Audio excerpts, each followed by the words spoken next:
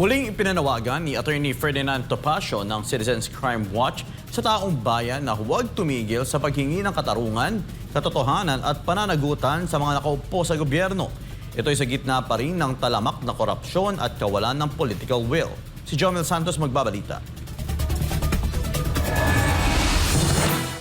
Sa naging pagbisita ni Attorney Ferdinand Topacio ng Citizens Crime Watch sa Davao City, muli nitong pinaalala sa taong bayan ang panawagan nitong huwag mapagod sa paghingi ng katarungan, katotohanan at pananagutan sa mga nanunungkulan sa bansa, partikular na sa mga taong sangkot sa isyu ng korupsyon. Ito ay sa gitna pa rin ng talamak na korupsyon sa bansa at milyon-milyong Pilipino na patuloy na nasasadlak sa kahirapan na tila walang mahagilap na matinong tugon kung ano na nga ba ang kinahinatnan ng mga taong mismong nasa likod ng palpak na flood control projects at bilyong-bilyong pisong nakulimbat na mga ito.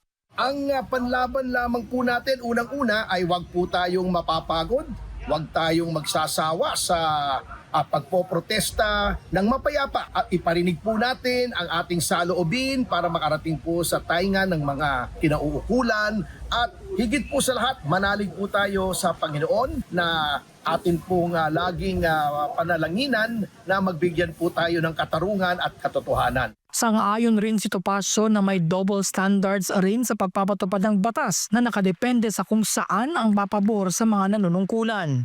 Totoo po yan, sapagkat nakikita natin kung kalaban at kakampi ay iba po ang trato.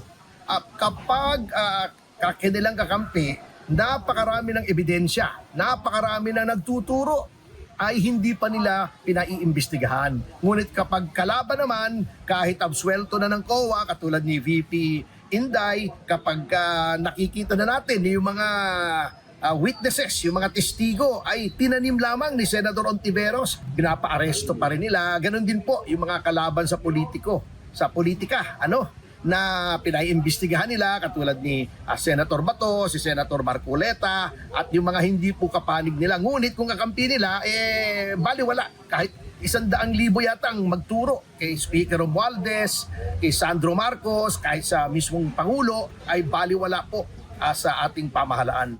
Kaya payo nito sa mga kapwa Pilipino na patuloy na i-demand ang mga lider ng bansa na harapin ang mga isyong kanilang kinasasangkutan at mapanagot ang dapat managot sa batas at sa taong bayan.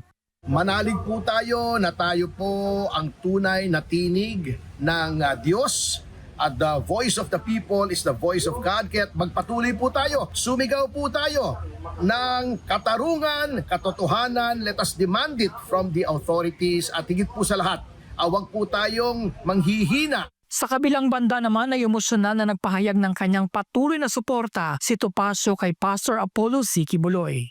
Ako po ay narinito, inyong tapat na tagapagtanggol. Kahit anong mangyari, Pastor, makakaasa po kayo, ako'y hindi bibitaw. Hindi po ako titigil sa pagtatanggol sa inyo, sapagkat alam ko po na kayo po ay inuusig.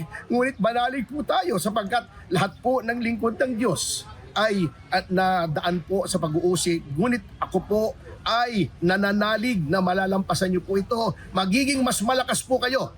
Magiging mas malakas ang kaharian upang ang inyong misyon ay inyong ipagpatuloy ng mas matibay at mas masigla. Para sa Diyos at Pilipinas kong mahal, Jomel Santos, SMNI News.